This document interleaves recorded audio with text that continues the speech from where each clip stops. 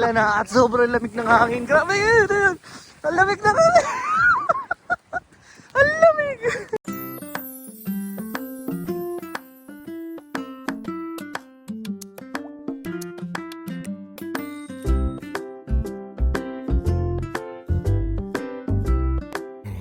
Dumaan lang kami ng McDo para kumain. Then dito kami ngayon sa Dollarama. Yes.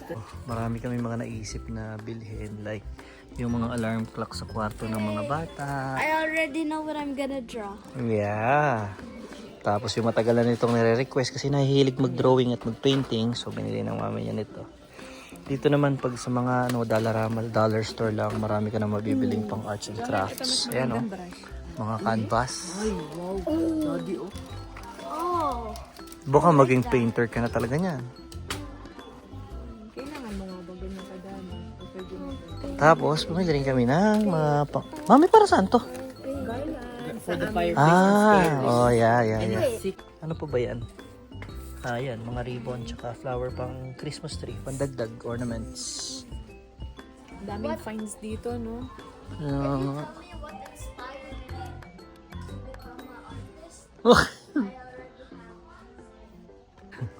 Nasa Dollarama nagpunta. $100 Dollarama. 100 dollar. Kung anik-anik lang umabot ng 107. Ano yan? 2,000 years later. Grabe talaga yung weather. Umalis kami ng bahay kanina, talaga napakainit. Ito na, binuksan na ulit namin at iaayusin nila ngayon. Excited na si Kuya. I-design nila ito sa paligid. Yan, i-design nila ito sa paligid.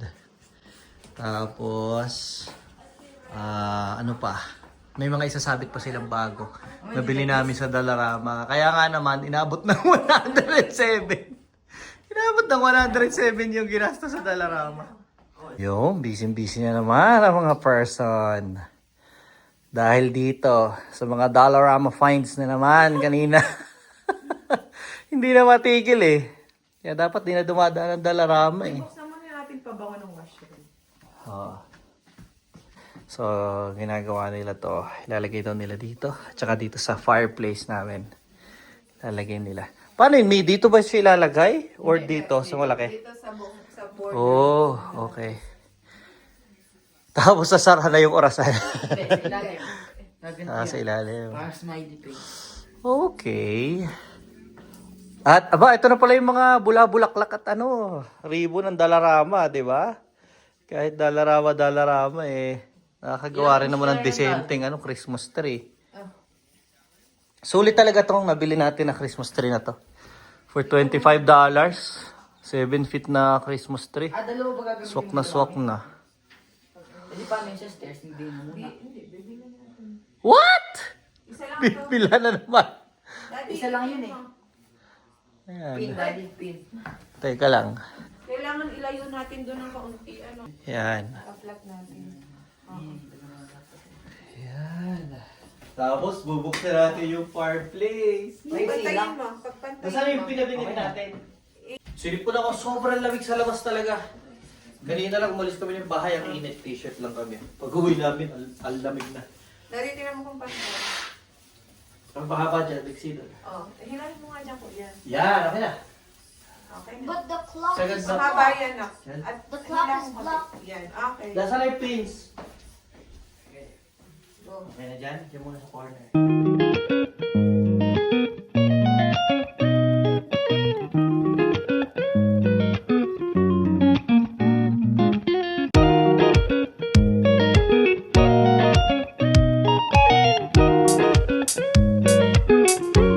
Yun. Matatapos-tapos na sila. Dudugtungan na lang kasi naputol. Hanggang doon lang ang inaabot. So, dudugtungan na lang. Iyan, Christmas na talaga. Yung gusto ni Kuya eh. Naliligayahan ang puso niya pag naririnig niya si Jose Marichan eh. Kaya nga. Di ba? Talagang naging bata ka talaga sa Pilipinas. Kasi kung si Johan, hindi niya kilala yan. Talaga naman. Dapat yun ang talaga mo isa. Para pareho. Kuya, no, happy ka na sa ginawa mo?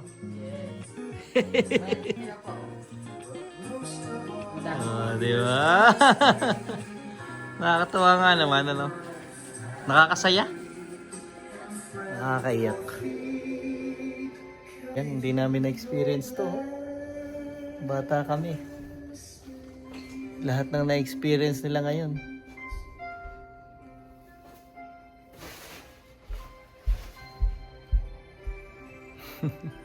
Tuwan-tuwa na naman ang isa sa kanyang isa pang dollar finds. Magkano mami yung ano, yung clock na nakuha mo? $5. $5 siya, nakabili ng 3. Nasaan yung kasama na? Isama mo lang dito sa mga Patingin nga mi.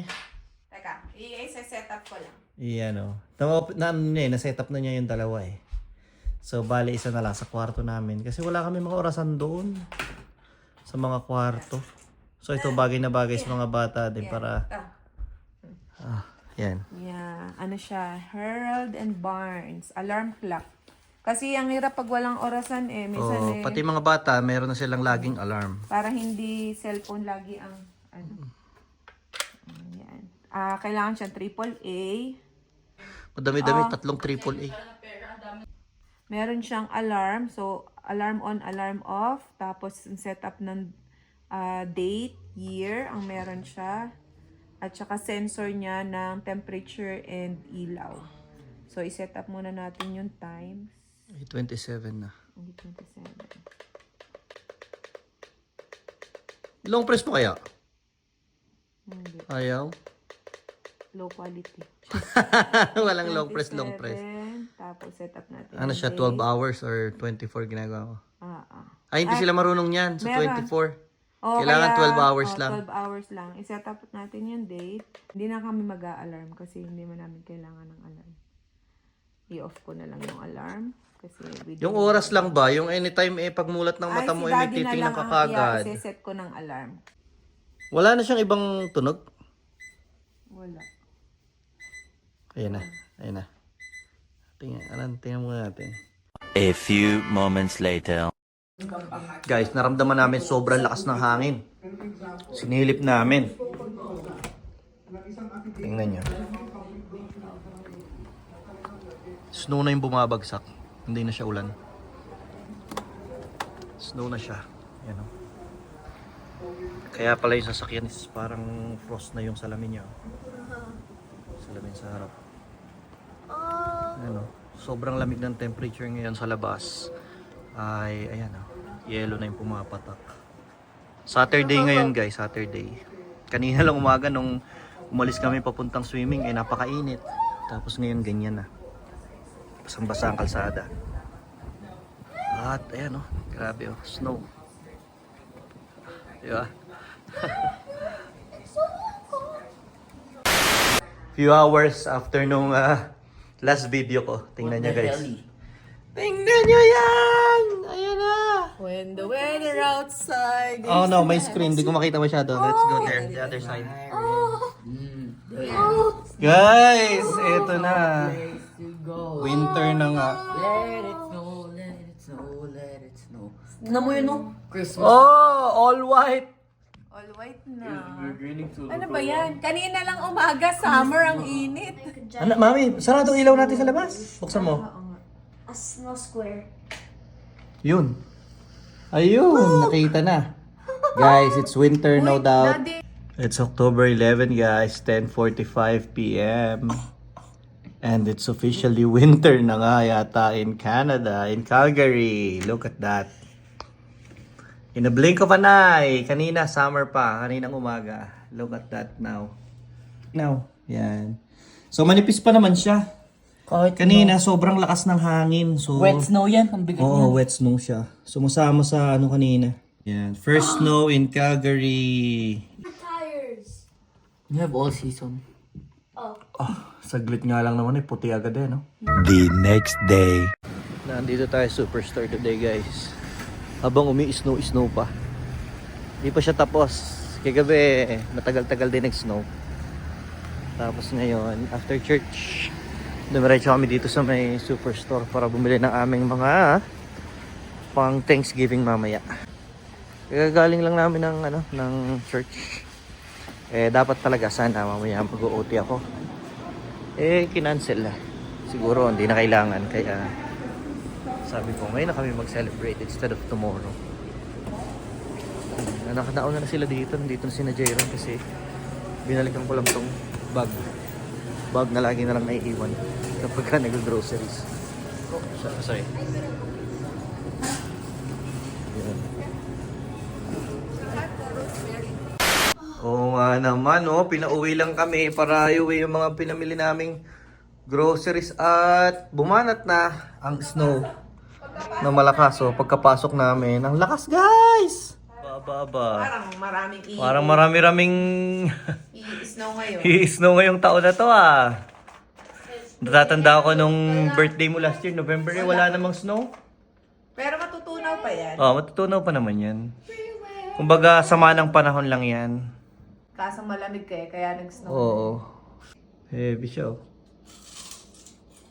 Lalaki eh. Magluluto tayo ng steak sa pan. Yan At nakaluto na si Mami ng mashed potato for Thanksgiving. Ito na yung ating mga gagamitin. Tcharam! Naipat dry na natin at nalagyan na natin ng seasoning ang ating steak na binili namin kanina after naming sumimba. So, ayan. Pinainit ko lang yung pan at sisimulan ko.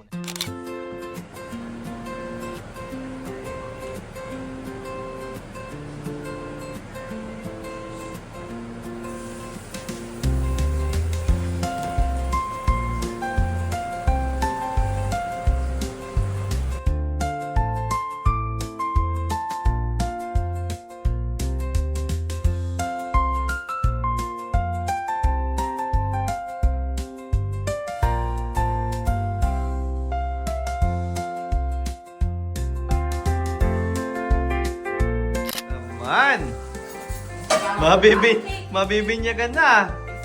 Oops, ang cake.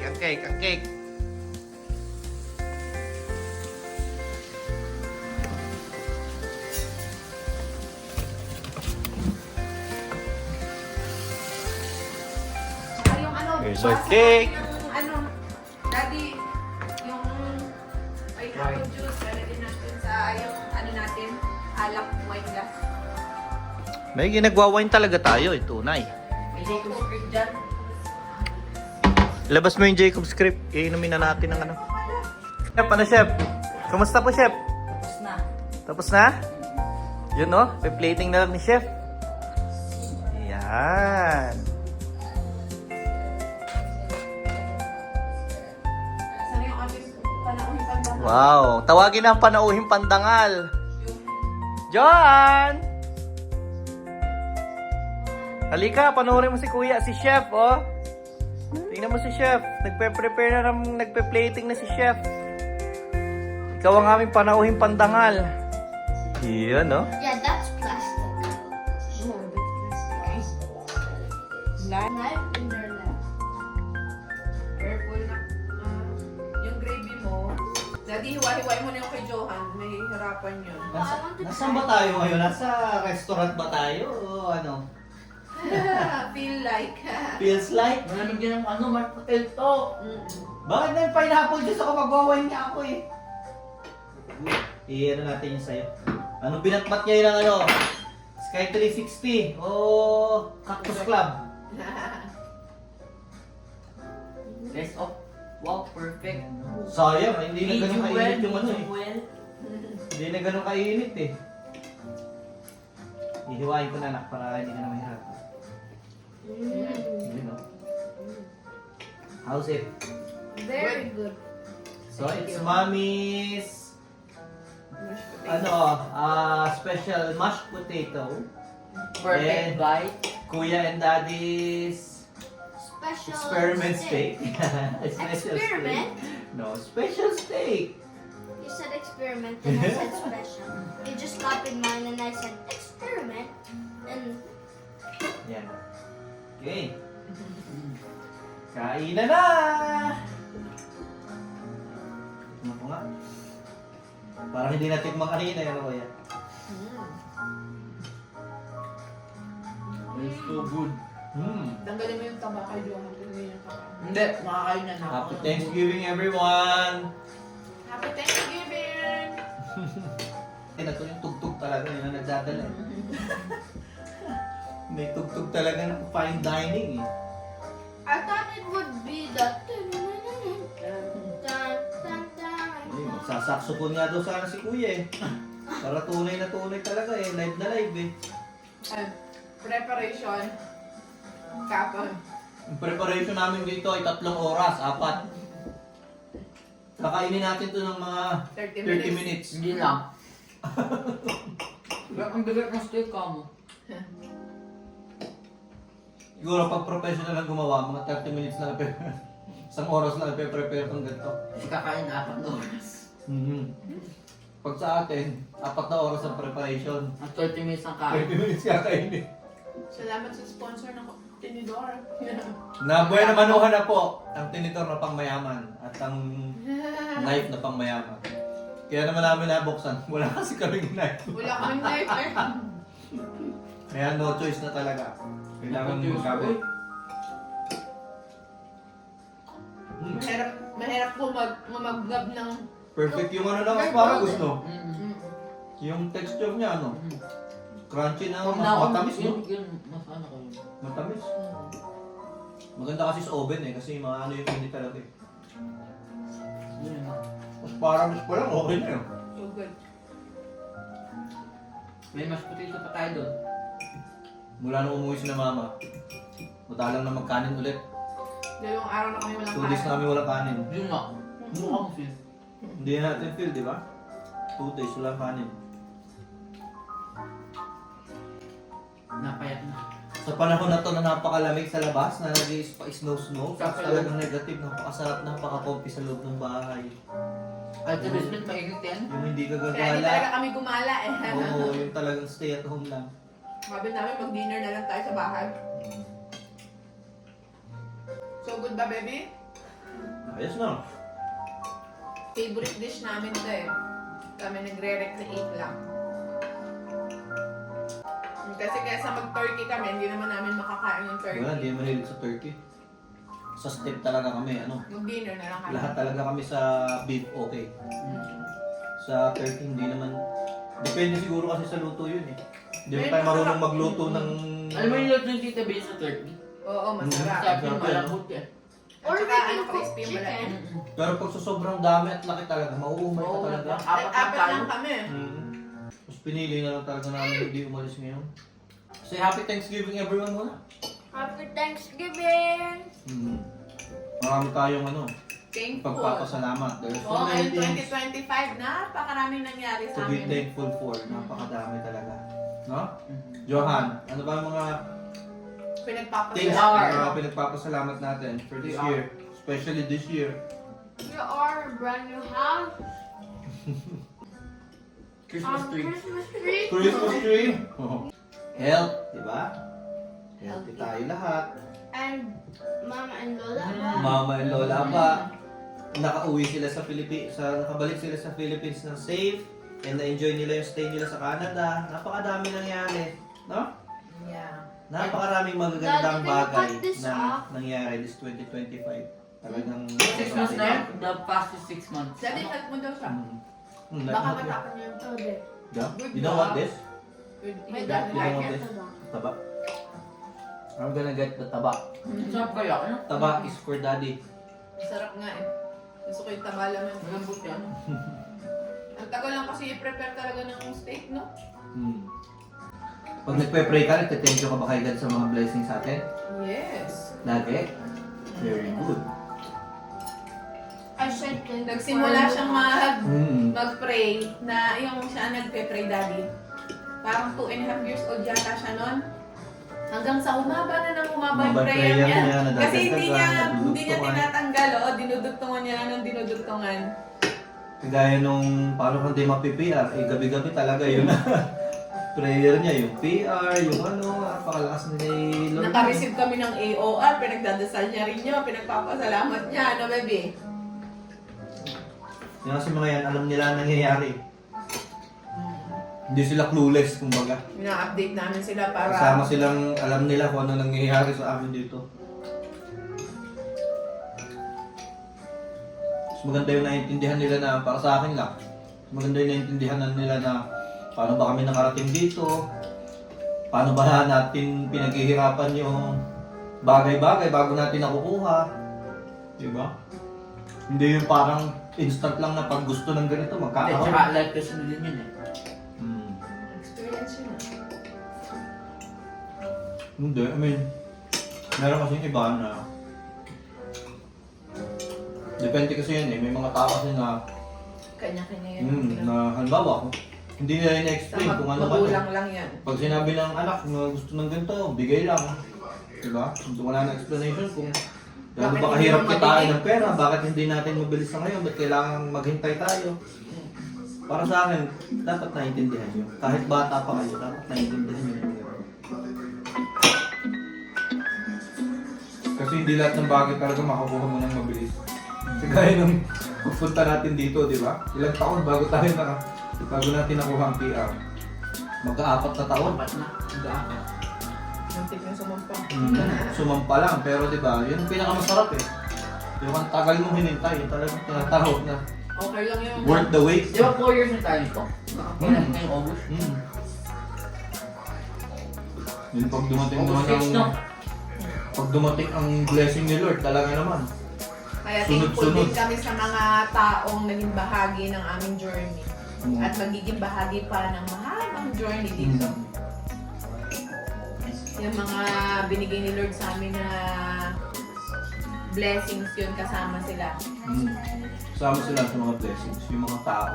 Kasi naging parte sila ng success eh.